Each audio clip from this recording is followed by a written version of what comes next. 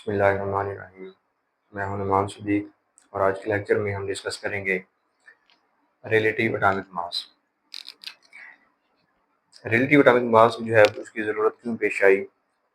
क्योंकि शुरू में जो है वो एटम्स थे, उनके एटॉमिक मासेस का अंदाज़ा लगाना जो है वो मुमकिन नहीं था और साइंसदान ये कोशिश कर रहे थे कि कोई ऐसा तरीक़ाकार जो है वो अपनाया जाए जिससे क्या है एटमों के जो है वो एटॉमिक मास मालूम किए जा सकें। क्योंकि जब तक एटॉमिक मास का पता नहीं होगा तो किसी भी रिएक्शन के अंदर जो रिएक्टेंट्स होते हैं उनकी निस्बत का या उनकी रेशो का नहीं पता चलेगा कि कितने रिएक्टेंट्स को किस रेशो के साथ आपस में मिलाया जाए। तो 1961 में क्या हुआ, एक स्केल बनाया गया जिसकी मदद से एटमों के जो है वो रिलेटिव एटॉमिक मास जो है वो मालूम किए जा सकते थे। अब उस स्केल में क्या था, कार्बन 12 जो था उसको स्टैंडर्ड माना गया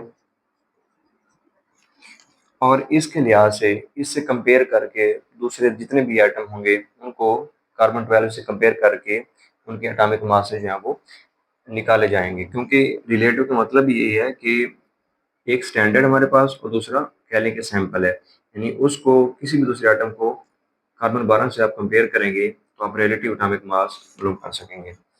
तो कार्बन 12 जो था ये इसको स्टैंडर्ड या मेयार मुकर्रर कर लिया गया, ये मान लिया गया। अब इसकी डेफिनेशन फिर यूं बनेगी, तारीफ क्या होगी इसकी रिलेटिव एटॉमिक मास की, किसी भी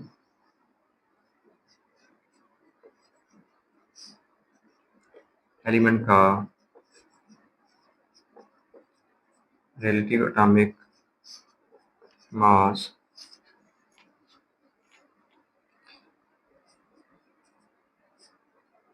कार्बन 12 से निस्बत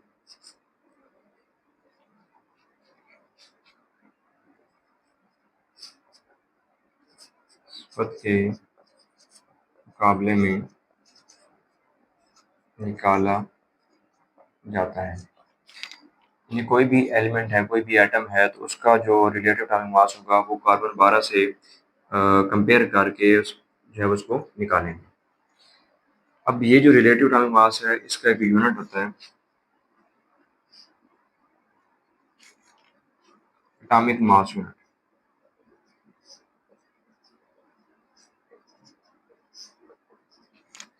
इसको हम जो है वो AMU भी कहते हैं।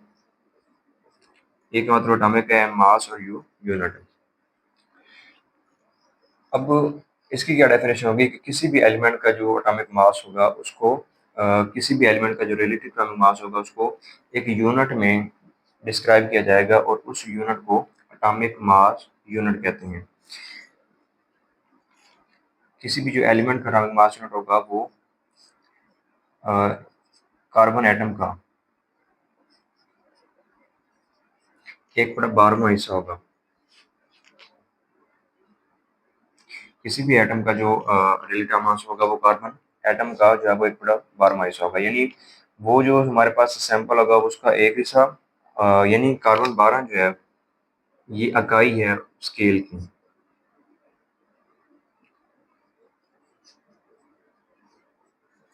स्केल की इकाई हुई कार्बन 12 से जो है वो स्केल शुरू होगा और उसी लिहाज से फिर दूसरे एटमों का जो है वो एटॉमिक मास निकाला जाएगा।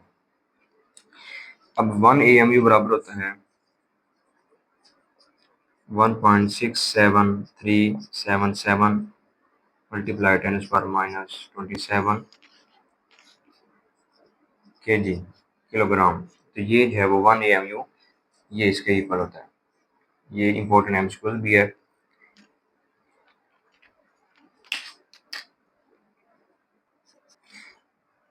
इसके अलावा ये मिसाल के तौर पर हाइड्रोजन का एटम है,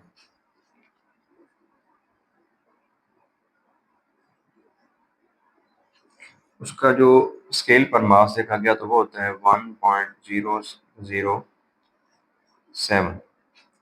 तो ये हाइड्रोजन के एटम का रिलेटिव एटॉमिक मास है। अब रिलेटिव एटॉमिक मास जो है इसको हमें फार्मूला से कैलकुलेट कर सकते हैं, और वो फार्मूला होता है हमारे पास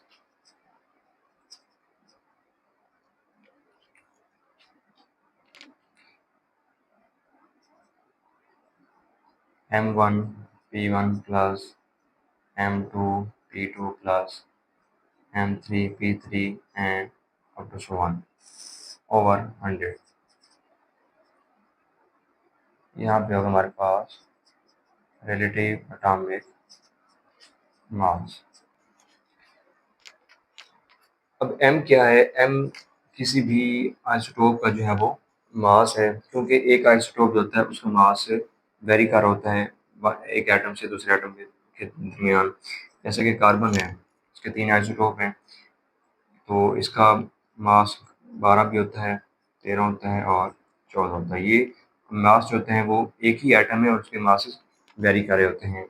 इस तरह हाइड्रोजन है, उसका एक एटम का मास 1 है, दूसरे का मास और तीसरे का मास यहाँ पे 3 है। तो ये मासेस जो है चूँकि ये वेरी हो रहे हैं, यानी चेंज हो रहे हैं, तो ये जो है वो इसलिए हम यहाँ पे M1, M2, M3 यानी जितने किसी भी एटम के आइसोटोप होंगे उतनी दफ़ा हम उसको M को लिख लेंगे। दूसरी चीज़ है यहाँ पे P। P क्या होता है? ये है कुदरती, इसको कह लें उर्दू में कसरत होती है, यानी कोई एटम जितनी परसेंटेज में होगा, नेचुरली जितनी परसेंटेज होगी उसकी, तो उसको हम P से रिप्रेजेंट करते हैं। अब यहाँ पे हम एक एग्जांपल लेते हैं। मिसाल हमारे पास क्रिप्टॉन,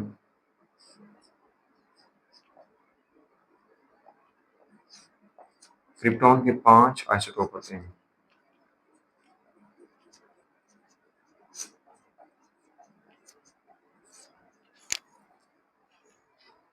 तो अब हर एक जो है क्रिप्टॉन 80 है, क्रिप्टॉन 82 है, क्रिप्टॉन 83 है, 84 है और 85 है, और हर एक की परसेंटेज जो है वो यहाँ पे डिफरेंट होगी। फॉर एग्जांपल इसकी परसेंटेज 2 है, इसकी 12 है, इसकी भी 12 होती है, और इसकी 57 होती है, और इसकी 17% होगी। तो ये डिफरेंट आइसोटोप्स हैं, यानी उनका मासेस हैं, और ये उनकी परसेंटेज है, यानी ये m की वैल्यू है और ये p की वैल्यू है। अब इसको हम ज़रा इस फार्मूले में पुट करेंगे और इस पे जवाब निकालेंगे। यहाँ पे 80, M1 80 है और P1 क्या है हमारे पास? P1 है 2 प्लस M2 हमारे पास है 82 मल्टीप्लाई P, और इसका P2 जो है वो है 12 प्लस M3 83 है, और P3 हमारे पास 12 प्लस M4 है हमारे पास 84, और P4 जो है वो है 57 प्लस M5 85, और P5 है 17 डिवाइडेड बाय 100। अब इन सब वैल्यू को आपस में पहले मल्टीप्लाई करेंगे हर एक को, और फिर उनके बाद सबको मल्टीप्लाई करके आपस में, तो दरमियान में फिर जब सबको ऐड कर देंगे, जमा कर देंगे, जो आंसर आएगा उसको हम 100 पे डिवाइड करेंगे, तो आंसर आ जाएगा हमारे पास 83.7। तो ये 83.7 जो है क्रिप्टॉन के 5 आइसोटोप का रिलेटिव एटॉमिक मास है।